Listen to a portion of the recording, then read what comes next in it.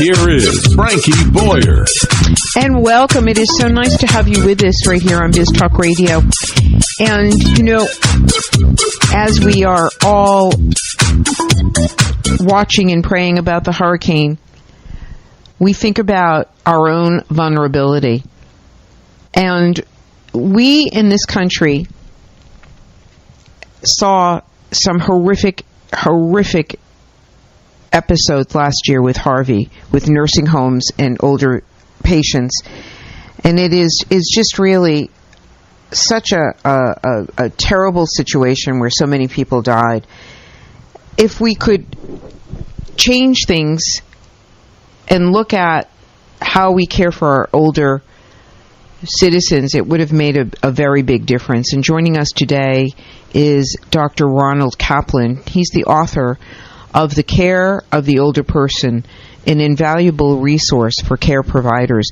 And it's a pleasure, Doctor, to have you with us. Hi, Frankie. Thank you so much for having me on. It's good to be with you.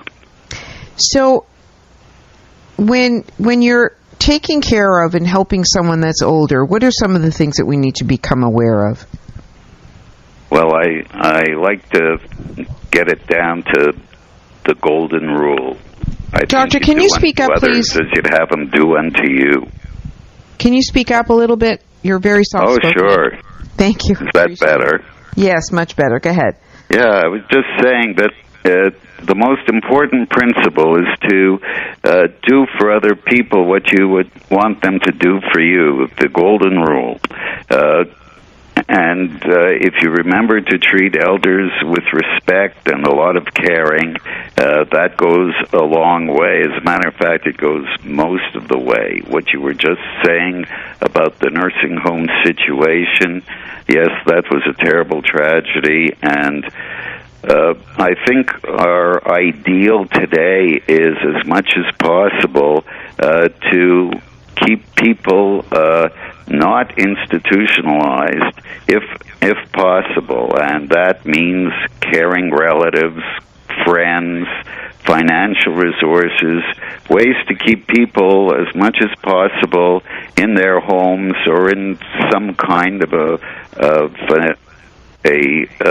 place where they don't have to be in what's traditionally a nursing home. And on the other hand, the nursing homes are hopefully getting much better at being user-friendly and taking good care of the people who, in fact, have to be there. You know, I have to say that the first thing that happens when you walk into a nursing home is the stench alone. It's just disgusting. Let's just call it the way it is. Yes, I agree with you. And there's issues.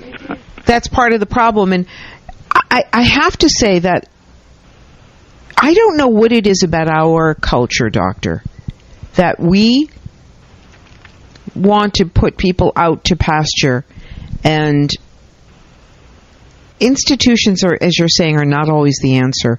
And I just am so horrified to see how some, and I'm not saying all the way around the board, but the lack of compassion, and you said it so beautifully.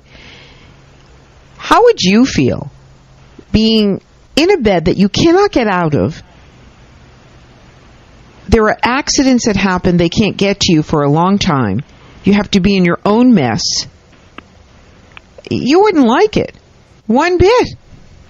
Nobody likes it, and I don't think, I don't think that's where we should be. I think we should be keeping people out of this situation as much as possible. And I don't only write about older people, I am an older person, so believe me, I empathize with this a lot. Most of us would like to be as active as possible for as long as possible, and alert and useful for as long as possible. What you said before about putting people out to pasture starts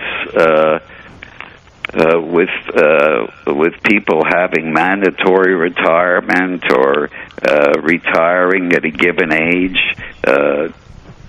The age of 65, for example, is a totally arbitrary age that was created about 150 years ago by a German diplomat who realized that people wouldn't live much past that, maybe a couple of years. And so we decided that the best thing to do would be to give them pensions and to get younger people in their place.